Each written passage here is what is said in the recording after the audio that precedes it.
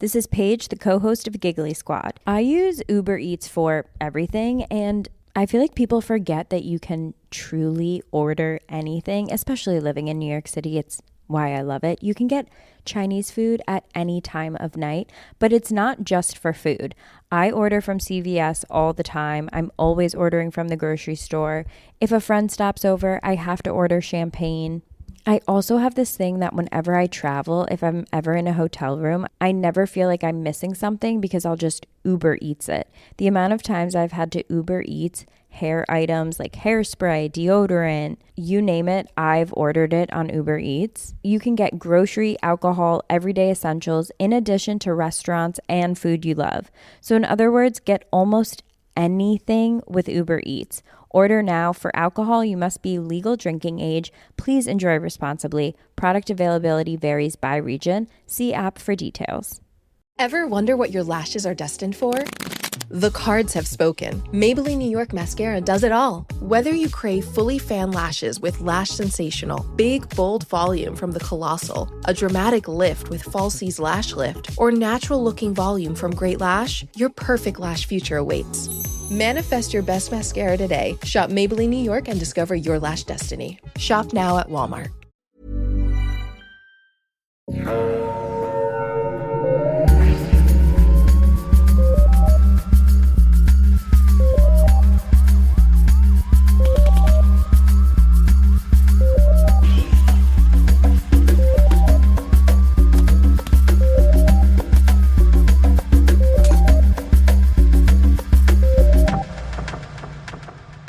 Bonjour tout le monde et bienvenue à Un peu de crime dans ton café, le podcast où on boit beaucoup trop de café et on vous parle de crime. Je suis votre animatrice Audrey et je suis aujourd'hui avec Catherine. Bonjour Catherine. Bonjour! Comment ça va? Ça va pas pire? Oui, alors aujourd'hui tu vas avoir un cas, si je me trompe pas, particulièrement corsé pour nous. Un cas absolument terrible, ça va aller mal très bientôt. Ok, donc juste un petit avertissement pour nos auditoristes parce Oui. qu'on vous aime et on veut que vous preniez soin de vous et le concept autour d'un peu de crime dans ton café, c'est quand même assez convivial, donc on veut que vous preniez un café avec nous, qu'on se repose et qu'on jase et qu'on ait du fun. On vous avertit, aujourd'hui c'est un épisode qu'on va qualifier de corsé, qui va être peut-être un peu plus intense que les autres, donc si les choses un peu trop gore, ça vous parle pas, on vous invite à peut-être skipper cet épisode et passer à un autre, on vous revoit la semaine prochaine, c'est vraiment pas grave, on vous aime quand même, et c'est vraiment important de prendre soin de vous. Sinon, nous, aujourd'hui, mais qu'est-ce qu'on boit? Je sais pas. On boit du café. Ah, excuse-moi. Mais aujourd'hui, on boit de chez Le Brûloir. On boit leur mélange rustique qui est décrit comme étant Big Body Gently Spicy. C'est mon genre d'homme. Jason Momoa. Ça me fait penser à Javier Bardem, puis j'aime ça, donc on va boire ça. On va essayer de pas trop faire de bruit de bouche. Ah oui. Oui, dans nos micros. Les notes, c'est vraiment excellent. On vous le rappelle, le café, c'est nous-mêmes, on se le procure par nous-mêmes, on n'est pas commandité par le brûloir, on aime juste ça, boire du café. Par contre, si vous aimeriez commanditer un peu de crime dans ton café, si vous aimeriez qu'on boive votre café en ondes et qu'on en fasse la promotion, n'hésitez pas à nous écrire unpeudecrime@gmail.com. Catherine et moi, notre régime se compose à 50% de café et à 50% de petits chocolats aux fruits. Oui. Brookside. Oui. Gênez-vous pas pour nous écrire, ça nous fait toujours plaisir de vous lire et de vous encourager si vous faites du bon café et que vous êtes dans la région de Montréal. Même si vous en faites du mauvais aussi, on est très... Même si vous en faites du mauvais, on n'est pas si chialeuse que ça. Surtout le matin, on aime juste ça, boire du café. C'est la démocratisation du café. Alors, Catherine, je te laisse débuter. C'est quoi le cas aujourd'hui pendant que je sipe mon café, mais pas trop fort pour pas vous taper ses nerfs? Alors, aujourd'hui, je vous déprime avec l'histoire déprimante de William Fife, possiblement le tueur canadien le plus prolifique de l'histoire du Canada. Donc, aujourd'hui, c'est notre premier tueur en série. C'est absolument terrible comme Ça histoire. paraît que c'est pas un podcast américain.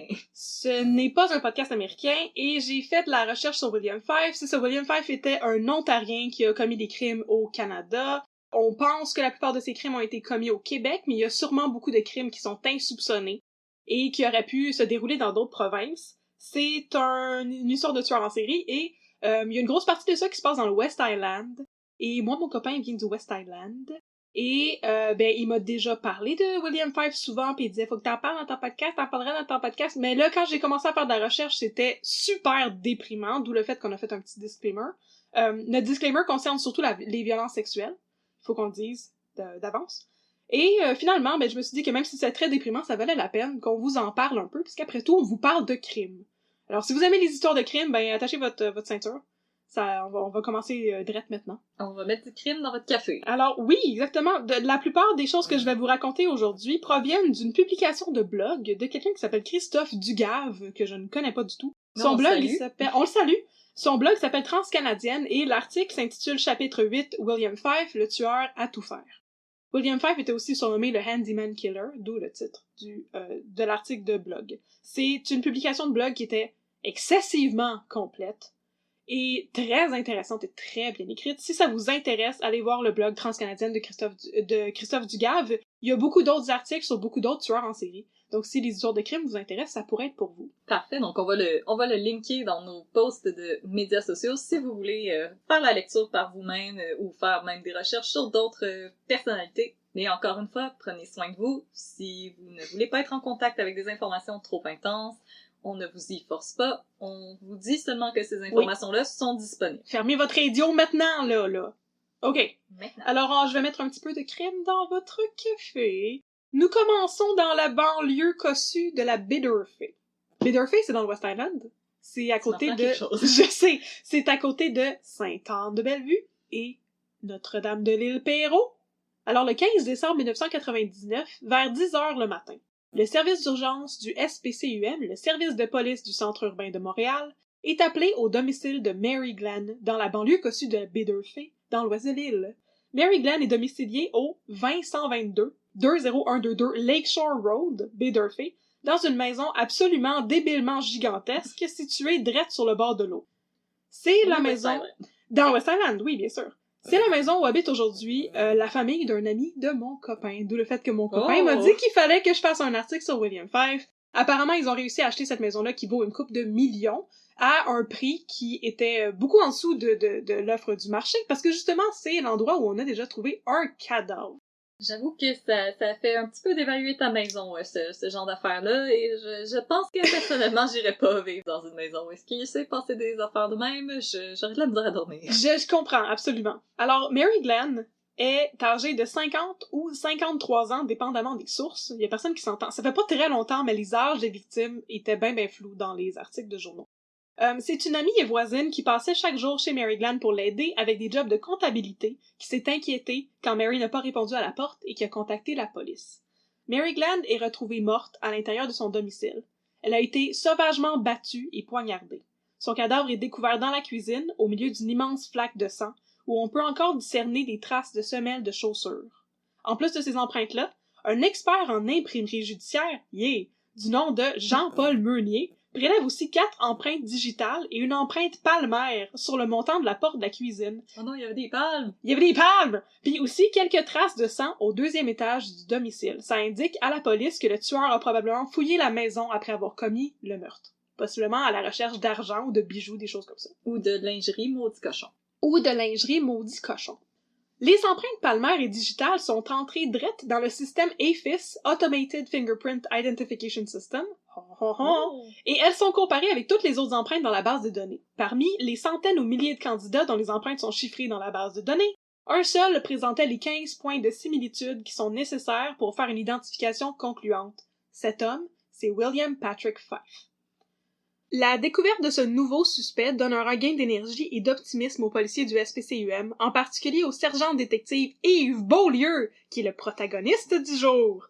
Voyez-vous, le meurtre de Mary Glenn comporte pas mal de similitudes avec une série d'attaques et de meurtres violents qui ont été commis dans les 3 derniers mois à Montréal. Si William Fife est bel et bien responsable de la mort de Mary Glenn, Yves Beaulieu va peut-être aussi pouvoir élucider ce qui est arrivé à Anna Stagg-Arnold, Janet Kuczynski, Monique Gaudreau et Teresa Lissac-Shanahan. Là, on fait un retour dans le temps. Zoup! On est maintenant le 15 octobre 1999, un petit peu avant 22h.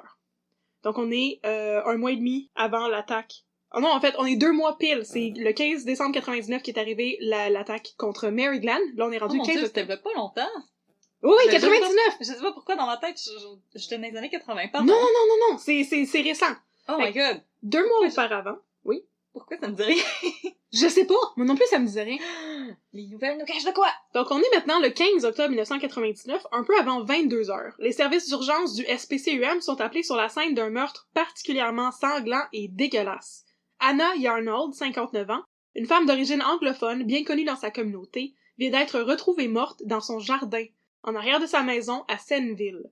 Elle a été découverte par son mari Robert, qui est interrogé par la police, because that's what you do, quand tu trouves un cadavre, mais souvent, le responsable de la mort va être quelqu'un dans l'entourage. Alors, bien sûr, les policiers ont interrogé le mari, mais il est rapidement mis de côté comme suspect potentiel parce qu'il a un alibi en béton. Je me rappelle pas trop c'est quoi, je pense pas que je l'ai noté, mais il a un alibi. Bon.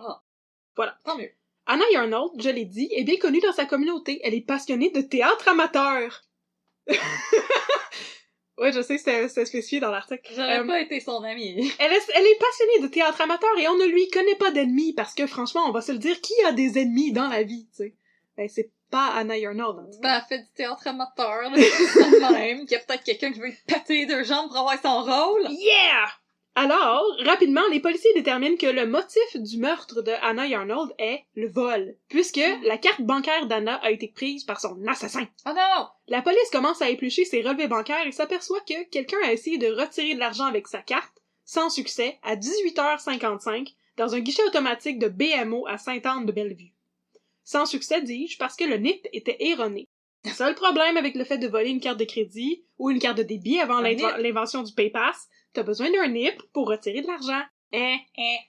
Pas super. Fait que là, tu me rends stressée d'avoir une puce. Voilà. Fait que là, une seconde tentative a été faite, avec succès cette fois-ci, dans une succursale de la Banque nationale de Sainte-Anne. Sur les caméras de sécurité de la banque, on voit un homme nondescript retirer 400$ d'abord, puis un autre 200$ for good measure. L'image est floue parce que les caméras sont vieilles et on voit quasiment rien, mais on voit que le voleur a une petite barbe. Oh! Robert Yarnold, le mari de la décédée, est rasé de près. Alors, on peut l'écarter. Fait qu'en plus de son alibi. C'est ça, en plus de son alibi que j'ai oublié, bon, il ne peut pas être le voleur de la carte bancaire. Mon beau manteau chaud. Mon beau manteau chaud. J'ai de l'air d'un dauphin à Marineland. Alors, tout ce qu'on sait pour l'instant, c'est qu'Anna Yarnold a été tuée entre 16h, l'heure à laquelle elle a jasé au téléphone avec son mari pour la dernière fois, et 18h50, l'heure à laquelle l'assassin a essayé de retirer de l'argent à BMO. Elle a été tuée dans sa cour avec un objet contondant et que le motif du crime est un vol. La nature des blessures subies par Anna Yarnold, évaluées pendant l'autopsie, pousse les enquêteurs à croire que celle-ci a été torturée pour livrer son NIP, que le tueur n'a pas été capable de rentrer correctement dans les premiers guichets. Ben voyons donc, maudit crapet, il y a 9 chiffres. Je sais. Puis dans ce temps-là, t'avais probablement juste un NIP à 4 chiffres, anyway, là. C'est 1999. Ben oui, là. Bon. Il n'y a pas la technologie pour ce chiffre. Fait que là, ici, justement, on ne fait absolument pas de victim shaming à un peu de crime dans ton café, mais je pense qu'on peut faire du criminal shaming et dire que tant qu'à y être, le tueur aurait pu se forcer pour pitonner le NIP comme du monde la première fois. Exactement, c'est comme quand tu fais un faux numéro, là. T'as pas besoin d'un bac en gymnastique, là. Non, c'est ça. Fait que là, maudit William Fife. Bon. On sait pas encore que c'est lui, mais voilà. On s'en doute un peu. Là, les médias commencent à capoter un peu parce que en juillet 1999, donc une couple de mois auparavant, une autre femme, Janet Kuczynski, 43 ans, a été tuée de manière pas mal atroce et similaire sur une piste cyclable à Pierrefonds. Les deux cas n'ont pas grand-chose en commun à première vue, à part le fait que les deux victimes étaient des femmes qui étaient approximativement du même âge et qui étaient impliquées dans leur communauté. En revanche, le meurtre de Janet Kuczynski avait une connotation sexuelle, alors que celui d'Anna Yarnold semblait être purement motivé par le cash. Dans les deux cas, les femmes sont mortes poignardées. Donc ça, c'est le point commun entre les deux, qui pousse les enquêteurs à penser que les deux cas sont peut-être reliés. 2 semaines après le décès d'Anna Yarnold, une autre femme est retrouvée morte dans des circonstances sinistres et semblables. Monique Gaudreau, tu fais une face comme, t'es-tu correct? Je suis comme, pauvre madame! C'est terrible, mais on en a encore une couple qui vont mourir. J'ai déjà peur des pistes cyclables parce que, je veux dire, déjà récemment, il y a plein de femmes qui se sont fait assassiner sur des pistes cyclables. Puis je me pose tellement de questions parce que une piste cyclable, c'est tellement un endroit passant que l'histoire de la femme qui s'est fait frapper avec un coup de bâton pendant qu'elle faisait son jogging. Puis j'ai déjà peur des pistes cyclables. Puis en plus, être poignardée pour moi, c'est horrible. J'ai vraiment peur des couteaux. C'est vraiment terrible, mais je sais pas si tu vas avoir plus ou moins peur. Janet Kuczynski, c'est la seule qui est morte sur une piste cyclable. Les autres, c'était plutôt des invasions à domicile. Ça, c'est le truc qui, moi, me fait Oui, peur. parce qu'on en a déjà vécu. C'est ça. Fait que moi, c'est les invasions à domicile qui me trigger beaucoup. Puis là, il y en a dans cette histoire-là. C'est parfait pour que je la raconte. Oui, fait que nous-mêmes, on dormira pas à soir. Ouf. Donc, 2 semaines après le décès d'Anna Yarnold, une autre femme est trouvée morte dans des circonstances sinistres et semblables. Monique Gaudreau, 45 ou 46 ans, une employée du centre hospitalier Laurentien qui vit à Sainte-Agathe-des-Monts. Elle est retrouvée morte dans sa chambre. Elle était nue et ensanglantée. On aurait dit que ce crime-là est un amalgame des 2 autres. Il y avait eu une agression sexuelle, mais aussi du poignardage. Donc, c'est un mix de Janet Kocinski puis Anna Yarnold. Bon, c'est là qu'arrive la SQ! La Sûreté du Québec et le service de police du centre urbain de Montréal. J'ai tellement de difficultés à dire ça. Non, moi aussi, puis je te regarde, puis j'essaie de te le mentir. Alors, on va dire les abréviations. Donc, Le la SQ et le SPUCUM, dans ce cas-là, sont vraiment des best frenemies qui sont forcés de collaborer sans arrêt, mais qui n'apprécient pas les méthodes de l'autre. Puisque le meurtre n'est pas commis... C'est une méthode peu conventionnelle du sergent détective Yves Beaulieu. Ça va revenir plus tard. He doesn't play by the rules. No, he doesn't. Alors, puisque le meurtre ici n'est pas commis à Montréal, mais bien à Sainte-Agathe-des-Monts, dans les Laurentides, c'est l'unité des crimes contre la personne de la SQ qui supervise la préservation de la scène. Et là, petite parenthèse, dans ma source, ça dit, et je cite, « Le hasard voulut qu'un enquêteur de l'unité des crimes contre la personne de la SQ ait été présent à Sainte-Agathe et qu'il ait supervisé la préservation de la scène de crime. Les techniciens de l'identité criminelle peuvent ainsi collecter de nombreux indices sans crainte d'une pollution externe. » Et on dirait un peu qu'il sous-entend que les agents du SPCEM sont pas capables de préserver l'intégrité d'une scène de crime. Qu'ils ont les mains pleines de fausses et que c'est une gang de twists. Et qu'ils laissent n'importe qui rentrer sur leur scène de crime et mettre Comme de la dans un contamination. moulin. Comme dans un moulin. Ah oui, il vient de servir. Alors, on dirait que ce cher Christophe qui a écrit cet article de blog, eh bien, il avait l'air d'avoir un parti pris pour la SQ et moi, j'ai envie d'avoir un parti pris pour le SPECUM. Oui, on va avoir un parti pris pour les underdogs. Yeah! Et pour Yves. En tout cas, la SQ trouve sur la scène de crime une trace de soulier qui n'appartient pas à Monique Gaudreau. La SQ a aussi trouvé du sang sur le balcon et les enquêteurs attribuaient le sang à l'assassin plutôt qu'à la victime. Dans tous les cas, le meurtre avait été d'une rare sauvagerie et Monique Gaudreau n'avait pas été volée. Elle avait été par contre torturée à l'arme blanche et tuée à coups de couteau, un peu comme Anna Yarnold. Pas de bol, en revanche, les enquêteurs n'arrivent pas à localiser la paire de running shoes manquantes ou à identifier le potentiel assassin à l'aide de son profil sanguin. Mais ils ont du sang qui appartient à l'assassin. Ça peut être utile dans le futur, on verra bien. Foreshadowing. Check ça, j'ai un sac de sang ici, là, tu le veux-tu? Tu le veux-tu? Est-ce qu'on peut l'analyser? Peut-on trouver à qui il appartient? Merci pour ce sac de sang. Quelques mois plus tard, c'est pas quelques mois plus tard, pantoute, tout ça se passe comme en un mois, là. On est rendu le 19 novembre 1999. Donc, quelques semaines plus tard, le 19 novembre 1999, Enrique Soderbergh, le patron d'une compagnie qui fait du linge de femme, s'inquiète parce que son employé, Teresa Lisak Shanahan, je suis pas bonne pour prononcer les noms, je suis vraiment désolée, L-I-S-Z-A-K. Lisak? Je pense. Je pense que oui, je m'excuse vraiment si c'est pas comme ça que ça se prononce, ça sonne comme un nom polonais. Vous pouvez nous corriger, c'est vraiment pas parce qu'on care pas. Non. On le sait pas, puis on vous jure, on fait de notre mieux. Oui, alors, on va l'appeler Teresa Shanahan, parce que c'est comme ça, on se comprend bon pas. C'est ça. Teresa Shanahan n'est pas rentrée au travail, alors son patron, Enrique Soderbergh, la cherche. On est vendredi, il se dit qu'elle est peut-être partie en long week-end, alors il ne s'en formalise pas et il attend au lundi suivant avant d'essayer de contacter Madame Shanahan. Alors le lundi matin, tout pimpant, il arrive à l'appartement de Teresa avec un ami. Le concierge leur ouvre la porte et l'odeur de putréfaction mortelle de cadavre...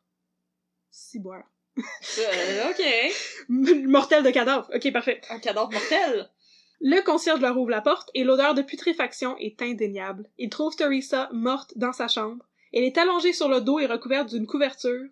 Elle a été poignardée à de nombreuses reprises, 55 fois en fait, et elle a été étranglée. Elle n'a pas été agressée sexuellement, mais 2 cartes de débit lui ont été volées. Une fois encore, les relevés bancaires permettent de déterminer l'heure approximative à laquelle elle est morte, un peu comme pour Anna Yarnold. Le 19 novembre, soit le vendredi précédent, à 9h45 le matin, quelqu'un de random a essayé de prélever 400$ sur son compte à un guichet de la Banque Scotia à Laval. L'opération a été refusée, encore une histoire de nip erronée. Moins de 2 minutes plus tard, la même personne random a néanmoins réussi à faire 2 retraits de 500$ chaque à BMO. Les enquêteurs ont donc compris que Teresa Shanahan a été assassinée vers 9h le matin, le vendredi 19 novembre 1999. Plusieurs autres témoignages sont venus confirmer cette hypothèse. La nouvelle du meurtre se répand très rapidement et plusieurs personnes viennent voir la police dans les jours suivants pour leur apprendre des informations inquiétantes. Par exemple, une femme de 40 ans qui habite dans le même immeuble que Teresa Shanahan leur dit que, le jour du meurtre, un homme avec un casque de col bleu est venu cogner à sa porte et lui a demandé si elle avait de la misère avec son eau chaude. La femme a demandé à son chum d'aller vérifier, et puisque tout était correct, avec l'eau chaude, l'ouvrier est reparti. Il est revenu plusieurs heures plus tard, par contre, avec un autre prétexte de réparation, et quand il a constaté que la femme n'était toujours pas seule et que son conjoint était encore dans l'appartement, il est reparti en s'excusant et en se disant qu'il s'est trompé de porte. Or, la porte de l'appartement de la dame était la seule porte bleue à l'étage. Et en tant que travailleuse autonome qui passe beaucoup de temps toute seule à la maison, je vais maintenant être toute barrée pour toujours. C'est assez inquiétant. La dame a alors prévenu le concierge parce que le individu avait l'air bien louche. Je veux dire, au-delà de l'histoire des portes. Il portait un casque de construction, oui, mais il ne portait pas de vêtements de construction ou de plomberie, et il n'avait pas d'outils. Il portait pas de vêtements, pis j'étais comme intéressant kid. Non, il portait juste des vêtements très normaux, pas du tout comme un gars de la construction, et surtout pas comme un plombier. Et en plus, il y avait pas d'outils avec lui. Fait que c'est pas un super bon cover story, mettons. La madame y a pas cru pour 200. Il aurait même pas passé un concours d'Halloween, comment? Et 2 autres témoins sont aussi allés voir le concierge ce jour-là pour l'avertir qu'un individu louche et bégayant, yes, bégayant, rôdait dans l'immeuble. Le valeureux concierge est allé faire une ronde de surveillance, mais n'a rien vu.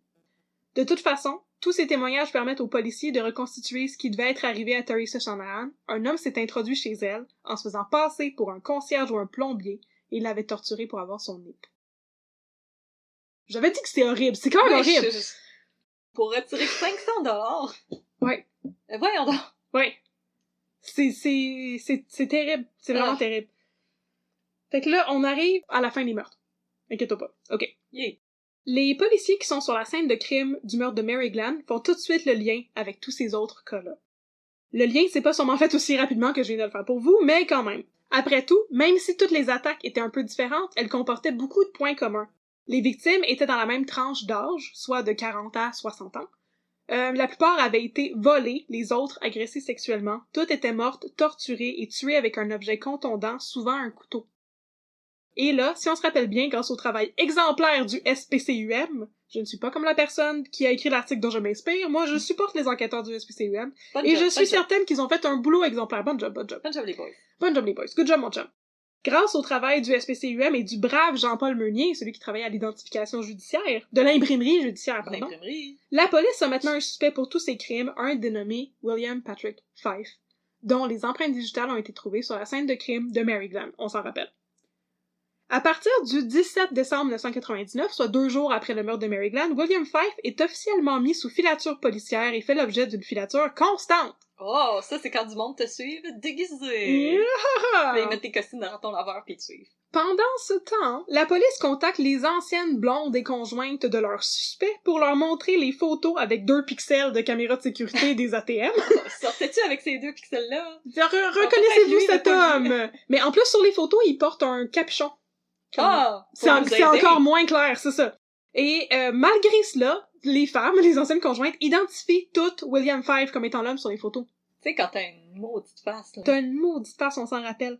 Lorsque Fife quitte la province of Quebec pour retourner chez sa mère à Barrie, en Ontario, le SPCUM et la SQ doivent donner le relais à leurs collègues de l'OPP, la Ontarian Provincial Police. Hello! Fait que là, j'ai écrit c'est un petit peu comme Bon Cop, Bad Cop, cette histoire. Parce que, dans ce cas-ci, on a les Good Cops de l'OPP qui travaillent avec les Bad Cops de Montréal et du Québec. Oh non! Ils ont été des mauvais cops! Et les Good Cops de l'OPP ont une chance pas mal incroyable au matin du 21 décembre. Ce matin-là, ils voient William Fife quitter la maison de sa mère à 9h10, il y a beaucoup d'heures précises dans cette histoire, et se rendre à Toronto. Fife va au bureau de l'assurance-emploi. Hey, c'est pas à côté, Barrie pis Toronto. Non, là. C'est loin quand même. C'est une couple d'heures.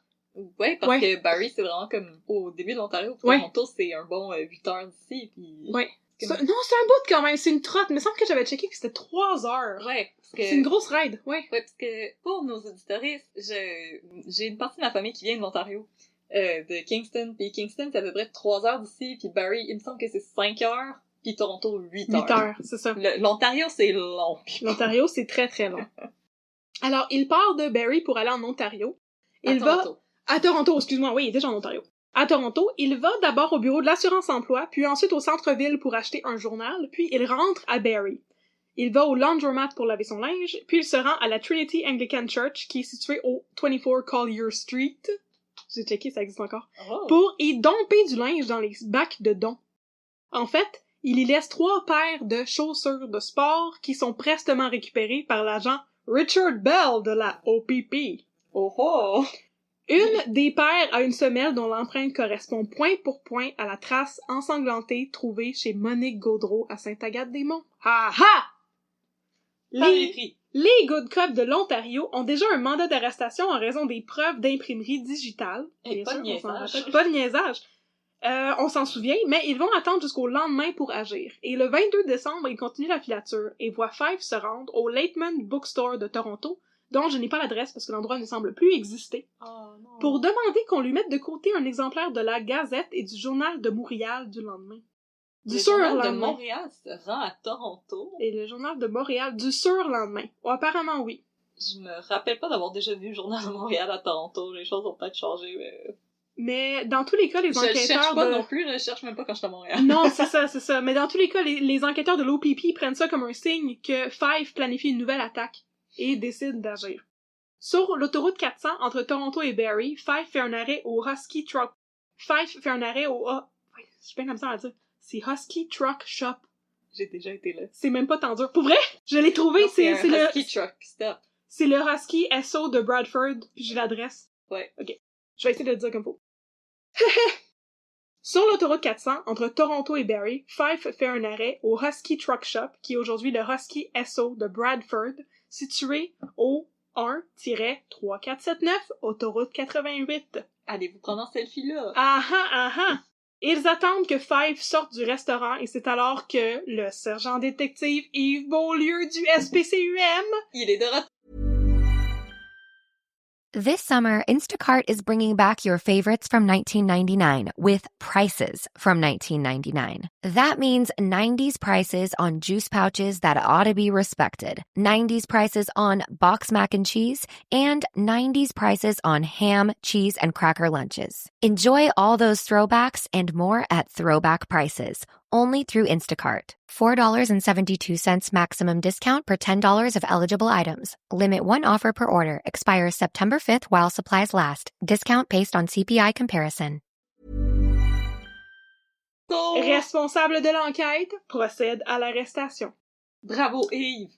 Mais qui est William Fife? Pourquoi ce qu'il a fait ça? Qu'est-ce qui se passe? C'est la question que tout le monde se pose à ce stade-ci. Oui. C'est le temps de parler un peu de l'histoire d'un supposé tueur, William Fife. Là, je me suis posé des questions sur la déontologie et l'éthique journalistique, non pas que je sois journaliste. Je veux dire, ce qu'on essaie de faire, c'est pas de glorifier les tueurs en série. Alors, j'ai décidé de ne pas aller en détail dans la vie de William Fife. Bon. Vous le ferez vous-même, si vous voulez. Exactement.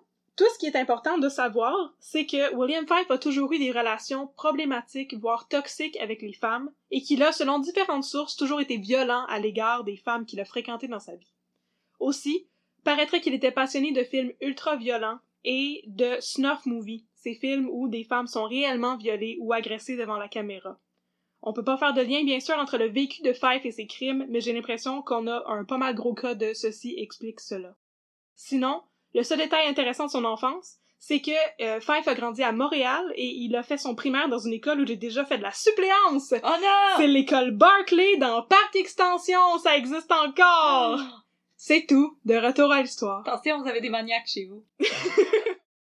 Alors, Fife vient de se faire arrêter en sortant du Husky Truck Shop par les policiers de l'OPP, mais aussi les sympathiques cops du SPCUM, comme le sergent détective Yves Beaulieu.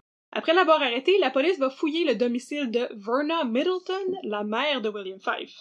Dans ma source, ça disait que c'était une bâtisse plus ou moins salubre envahie par les chiens et chats. Wesh.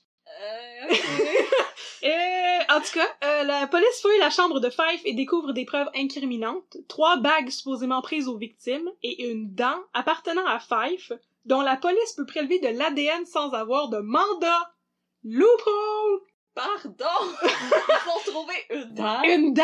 Ah, C'est assez incroyable, hein? Serrez vos dents comme il faut, tout le monde, hein. Vous savez jamais. Oui, on sait jamais ce que la police peut faire avec ça, Il y comme avait une décider des crimes. Il y avait une dent qui traînait. C'est ça que ça veut dire? Oui, puis c'était la dent de William Fife. J'imagine que les policiers l'ont saisi en se disant, mais ça doit être une dent qui appartient à une des victimes, on va pouvoir le lier à... Non, c'était sa propre dent! Puis ils pouvaient Toutes les prendre son options ADN sont là-dedans. weird. Toutes les options sont weird.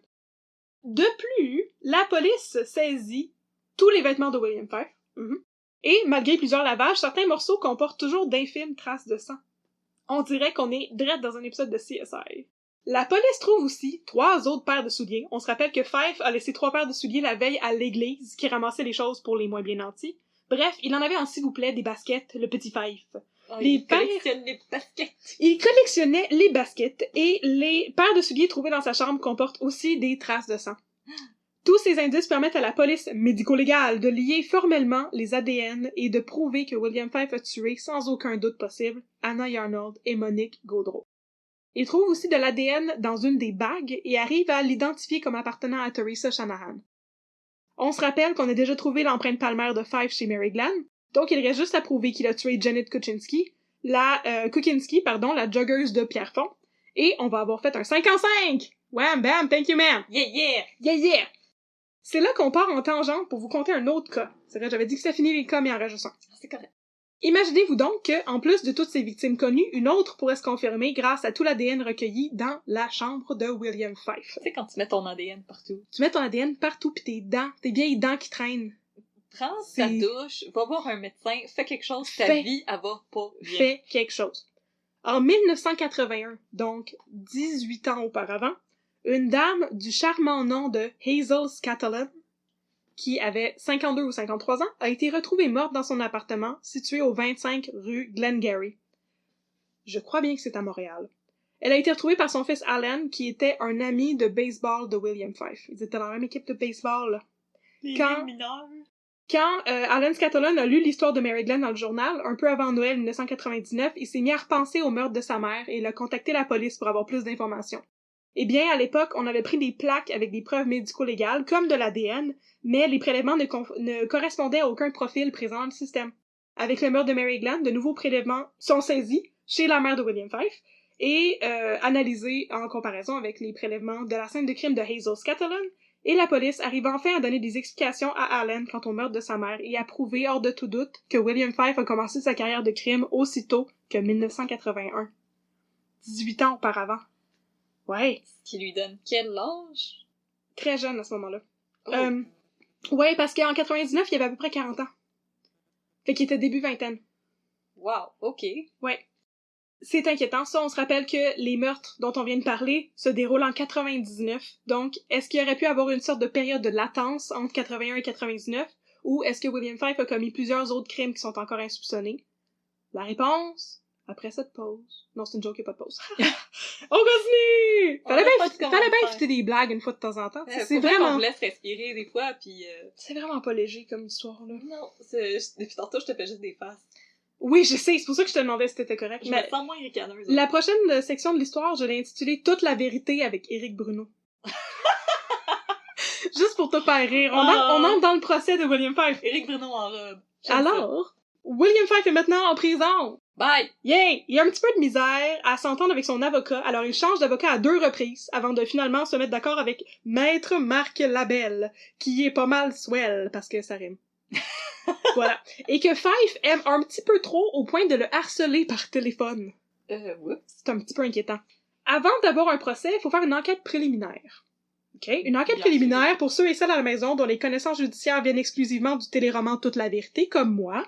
C'est une enquête montée par les procureurs et présentée à un juge qui va déterminer si, oui ou non, il y a assez de preuves pour aller de l'avant avec un procès devant jury. Voilà, je fais votre éducation. Est-ce qu'il y a beaucoup de monde qui ont regardé Toute la vérité? C'est une actuelle question que je me pose, c'est juste aussi C'est une très bonne question, j'en ai aucune idée, mais... Toi, moi et ta sœur, Roxane, qu'on salue. Oui, on salue Roxane. Donc, dans tous les cas, si j'ai mal expliqué ce qu'est une enquête préliminaire, écrivez-nous un peu de crime à gmail.com. Pour nous chicaner. Et je rectifierai la chose, je rectifierai le tir dans les prochains épisodes. Et on va devenir des meilleures enquêtrices. Yeah! Alors, on commence l'enquête préliminaire. Dans l'enquête préliminaire, c'est à la couronne de prouver qu'il y a assez de preuves pour accuser formellement William Fife, ce n'est pas à William Fife de se défendre. Puis le procureur de la couronne, maître Jean Lecourt, a, attaché votre tuque avec de la broche, 78 pièces à conviction et une quinzaine de rapports d'analyse sanguin et d'imprimerie policière. Ben oui, le monsieur, il laisse traîner son ADN partout. Ça n'a pas d'allure, là. C'est beaucoup de preuves. Fait que... Il se ramasse pas. Ouais, ah, c'est pas mal dans la poche. Ouais. Pour Jean Lecourt. Puis, la défense, avec ce cher maître Labelle, a une poignée de témoins pour venir expliquer au juge à quel point William Fife était une bonne personne, parce qu'il y a beaucoup de gens qui ont été floués et qui étaient complètement sous le choc quand ils ont appris l'arrestation. Pour vrai. Écoute, j'ai hâte de t'écouter, mon âme. Il y a des gens qui sont vraiment venus en cours pour dire à quel point William Fife était une bonne personne, parce que, à leur connaissance, ben, c'était une bonne personne. C'est drôle, parce que, là, 10 minutes, tu m'as dit qu'il battait des femmes, mais écoute, hein. Oui, mais apparemment, avec les hommes, il était plus sympathique que ça. Puis il y a des gens qui sont allés pour faire des character testimonies puis expliquer que William Fife était une bonne personne. Il a manipulé bien des gens là-dedans. Check mon doigt que je rentre dans mon œil. C'est ça, là. Puis tu sais, mon petit commentaire là-dessus, c'est que, tu sais, en même temps, si t'es super évident pis creepy pis que tout le monde se méfie de toi, tu pourrais pas réalistement commettre des crimes aussi crapuleux pendant autant d'années sans que personne s'en rende compte. Exactement, parce que le boom flip it, il est pas très choquant. Non, c'est ça. Fait que je veux dire, les gens se seraient rendus compte plus tôt que ça, s'il avait été totalement terrible avec tout le monde. Fait qu'il était bien sûr un manipulateur, puis il y avait des gens qui étaient pas du tout au courant de cette double vie de William Fife.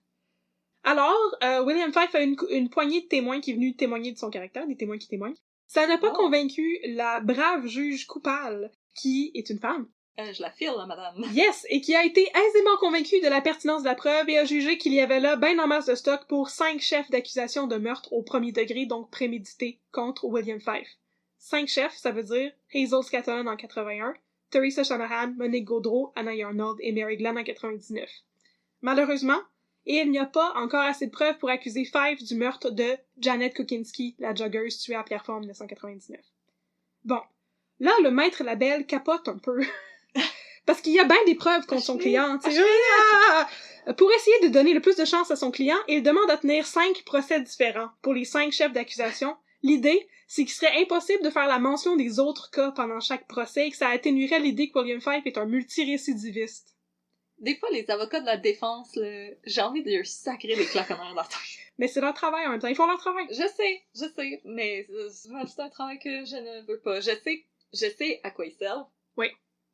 C'est très correct. J'ai regardé le film avec Matthew McConaughey qui sort pas de son auto. Oui. Mais quand même, je sais pas comment ces gens-là dorment la nuit. Je sais pas. Mais dans tous les cas, la juge coupable voit clair dans le jeu de Maître Labelle et refuse cette proposition-là. Haha, je vois tes You Know Reverse Cards. Je vois tes You Know Tiens ton Reverse jeu à Cards. l'envers. Alors, Maître Labelle fait une nouvelle proposition. Il suggère à la cour de plaider coupable pour meurtre au second degré, sans préméditation, comme si c'était des impulse killings. T'sais. Au Canada, paraît que le ou la juge a le droit de prononcer une sentence directe pendant l'enquête préliminaire si le suspect plaide coupable. Oh. Alors c'est ça l'idée, c'est d'éviter d'aller devant le jury et de forcer la juge à prononcer une sentence directement pendant l'enquête préliminaire. Maître Labelle dit que c'est pour éviter un procès coûteux aux familles des victimes, mais c'est en fait secrètement pour éviter une peine de prison à vie pour Fife. Ouais. Mais là, dit le maître Lecourt, l'avocat de la couronne, on s'entend. Wow, j'ai dit wow! Lecourt convainc la juge de refuser cette proposition de la part de Maître Labelle sous prétexte que, tu sais, la couronne a des preuves irréfutables. On s'en rappelle, il y avait 78 preuves et 15 analyses de profil d'ADN. Plus. Donc, il y a des preuves irréfutables et indiscutables. Alors, la juge maintient les chefs d'accusation. Un seul procès va avoir lieu avec tous les chefs d'accusation traités en même temps. Puis, en attendant, Fife est envoyé à la prison de Rivière-des-Prairies. Wham, bam, thank you, ma'am, encore. Bye, on veut plus de voir. Alors, la prochaine portion s'appelle SPCUM plus SQ Forever. Spocum plus SQ, a love story. En prison, William Fife n'a pas de plaisir. Avertis-moi avant de dire Désolé. Mais oui, non, dans Orange is the New Black, ils font des affaires le fun. On peut commencer à s'amuser un peu parce qu'il est arrêté. Tu sais, c'est terminé le killing spree. Là. Bon, donc il est derrière les barreaux. Il est derrière les barreaux et il n'a pas de fun pantoute. Les autres détenus ne sont pas ben fins avec lui. Je suis donc triste. Je sais, parce que apparemment, et je cite, les tueurs psychopathes sont mal perçus de l'ensemble des prisonniers. Je comprends. J'ai donc de la peine pour toi, mon gars. Je sais. En plus, Fife n'a pas de fun parce que c'est une prison franco et qu'il est un anglo. Et en plus, il n'a pas de fun parce qu'il est en isolement carcéral 23 heures sur 24. Fife essaie de s'enlever la vie à 2 reprises, mais ça ne marche pas. Too bad for you. Alors, il fait un accord avec le maître Labelle. Celui-ci peut proposer à la couronne un plaidoyer de culpabilité pour meurtre au 1er degré, en l'échange d'un transfert dans une prison anglophone. Le maître Lecour, l'avocat de la couronne, est un vrai battant, et il refuse. Non! Tu vas souffrir en attendant ton procès, puis tu vas avoir un procès devant jury. Tu t'en sortiras pas comme ça. Souffre! Mais Fife fait une 2e demande pour plaider coupable qui, elle, est acceptée. Je sais pas trop pourquoi. La juge remet son verdict, prison à perpétuité. Forever! C'est quand même pas pire, prison à perpétuité. C'est quand même ça qu'on voulait. Oui. Oui, c'est ça. Je veux pas que tu sois dehors, Non, monsieur. t'es dangereux. Puis la prison à perpétuité, c'est pas comme aux États-Unis. Ici, la prison à perpétuité, c'est pas la prison à vie 25 ans, c'est vraiment jusqu'à la fin de ton existence à toi. Et tu as le droit de demander une libération conditionnelle, mais c'est toujours à la discrétion du système carcéral. Donc William Fife a fait des demandes de libération conditionnelle depuis qu'il a commencé sa peine de prison, mais ça a toujours été refusé parce que justement, il est un multirécidiviste et on sait qu'il y aurait des chances qu'il récidive de nouveau. C'est quand même assez bien fait, le système judiciaire au Canada. Oui. Merci, système judiciaire canadien, de nous protéger. C'est ça, c'est pas une affaire de 25 ans. Ta prison à vie, c'est 25 ans, fait que tu peux ressortir dans 15 ans. Tu sais, c'est pas ça ici. Là. Aux États-unis, c'est un petit peu étrange comment ça fonctionne, mais ici, prison en perpétuité, c'est vraiment perpétuité. 25 ans, ça peut être une vie. Mais pour la plupart des gens, c'est pas une vie. Non, c'est ça. Maître Labelle, lui, ne lâche pas le morceau et réussit finalement à convaincre quelqu'un, je sais pas qui, de transférer Fife dans une prison au Saskatchewan. Au Saskatchewan? Ah, au Saskatchewan. À la Saskatchewan! Alsama! On sait pas trop c'est quoi la préposition et le déterminant à employer dans ce cas-ci. Fait que, la Saskatchewan? Je sais pas, mais Saskatchewan m'a pris ma femme et ma vache me dit. Exactement! Je le parle. Oh non! Saskatchewan! Ouais! Oh.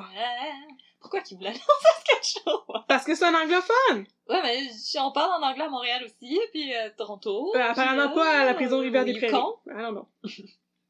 Avant le départ de Fife pour la prison de Saskatchewan, le SPCUM tente un dernier switcheroo.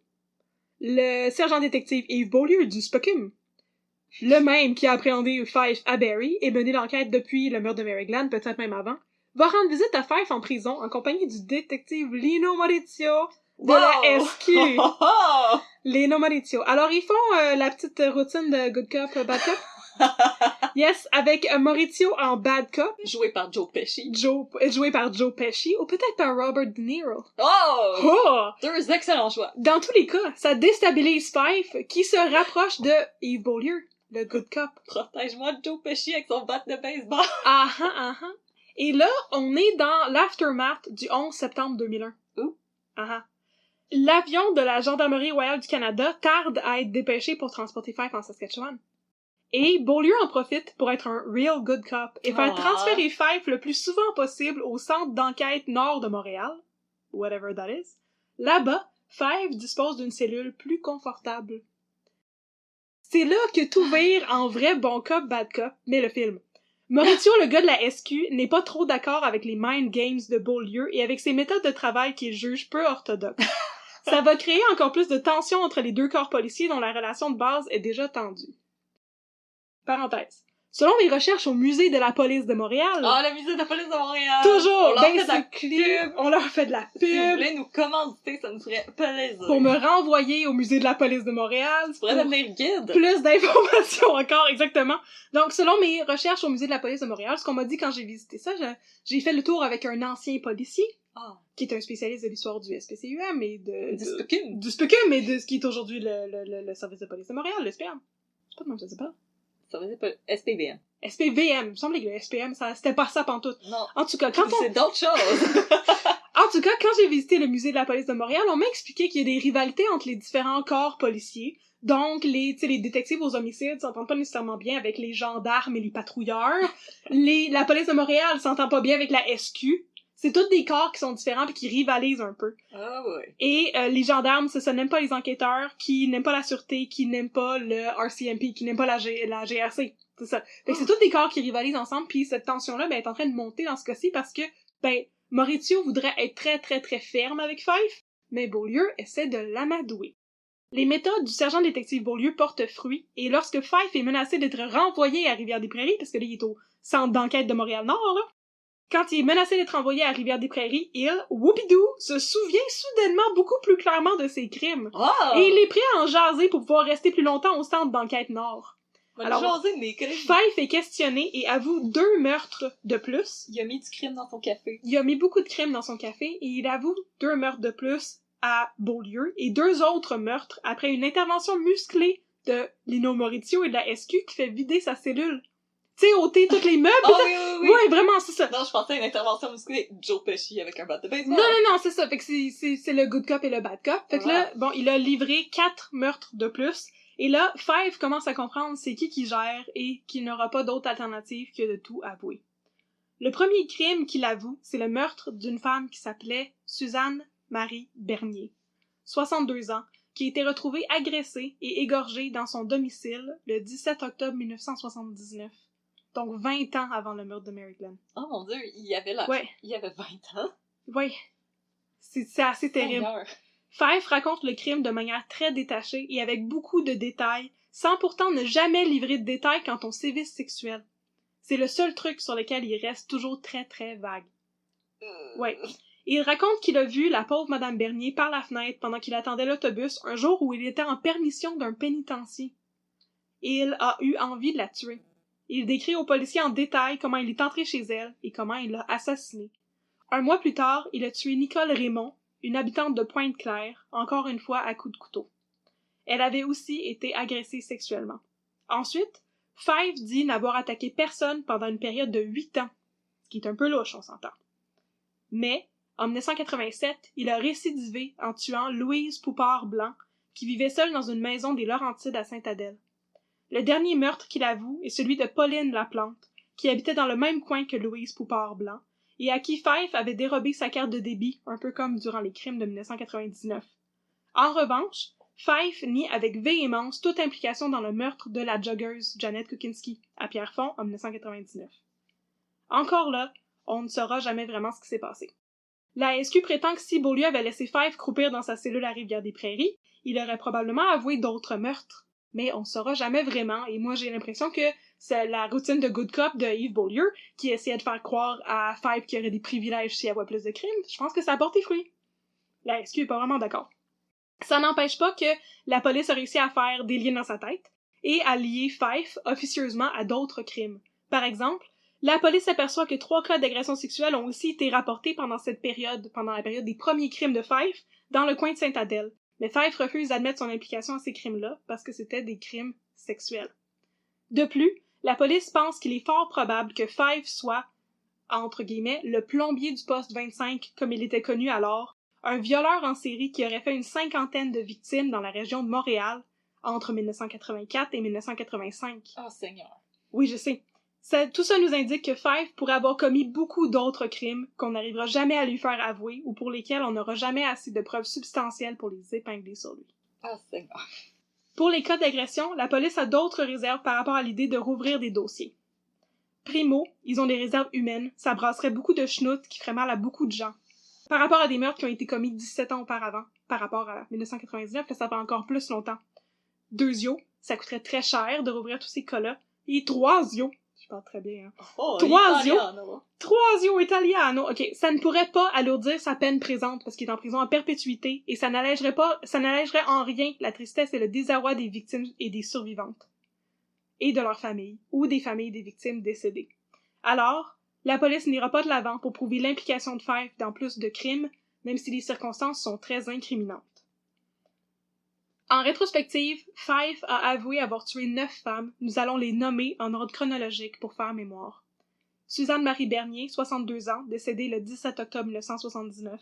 Nicole Raymond, 26 ans, décédée le 14 novembre 1979. Hazel Scatolon, 52 ou 53 ans, décédée le 21 mars 81. Louise Poupard-Blanc, 35 ou 37 ans, décédée le 26 septembre 1987. Pauline Laplante, 44 ou 45 ans, décédée le 9 juin 89. Anna Stagg-Arnold, 59 ans, décédée le 15 octobre 99.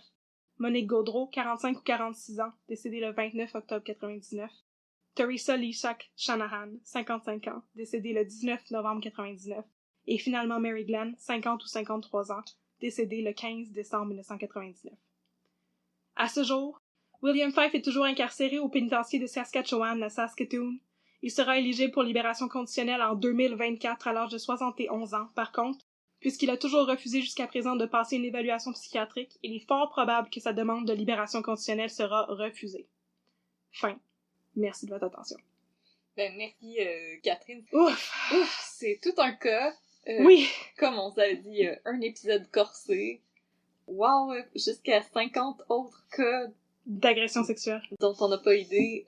En même temps, je pense que je comprends un peu qu'on hésite à réouvrir ces cas-là pour laisser les victimes en paix aussi. Puis si on peut pas leur dire la peine, à quoi ça sert? C'est ça. C'est vraiment... Puis tu sais, on sait à quel point c'est difficile de faire des procès pour les cas d'agression sexuelle. Là, on parle des agressions sexuelles qui se seraient déroulées dans les années 80.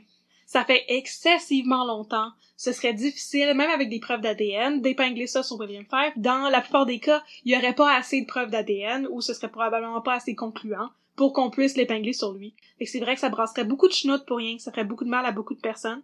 Puis ces personnes-là, malheureusement, n'auront pas vraiment de réponse, mais on peut soupçonner que William Fife était responsable de ces agressions-là. Et on peut se consoler en disant qu'il est en prison. Oui! Avec Et il va probablement mourir en prison. de sortir. Oui. Ou très peu de chances de sortir.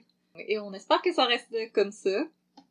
Absolument. On est content de savoir que le système judiciaire canadien est franchement moins déficitaire que le système américain. Absolument, oui. Non seulement C'est très rassurant. On met moins de gens en prison, mais on les garde là. Qui sont là. Oui, à part Karla Homolka, mais ça on en parlera une autre fois. Quoi que ça nous concerne moyennement. On peut en parler une autre fois parce que moi ça a un petit peu scrappé mon enfance comme je t'en avais déjà parlé. Et je vous en parlerai parce que maintenant vous savez que je suis en partie ontarienne. Et maintenant vous m'aimez peut-être un peu moins. Désolée. On espère que non, voyons. C'est pour ça que je réagis un petit peu en anglais des fois. J'espère que vous m'en voulez J'ai pas trop. d'excuses. Ah, réagir en anglais. On écoute trop de choses en anglais. C'est juste pour ça. C'est nos réflexes. Voilà. Mais merci beaucoup d'avoir été avec nous et de nous avoir écoutés et on espère que vous prenez soin de vous.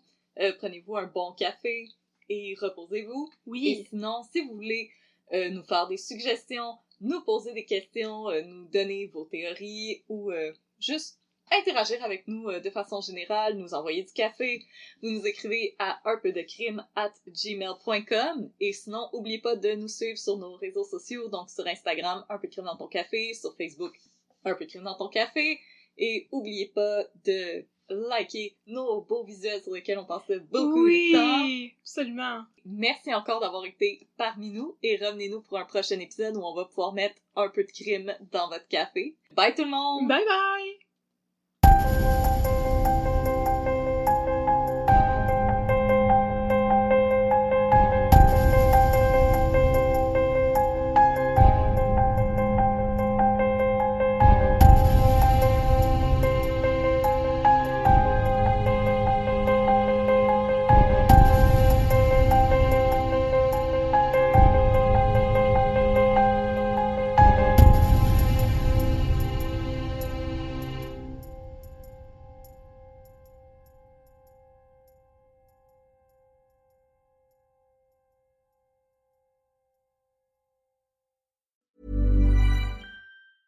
Ever wonder what your lashes are destined for?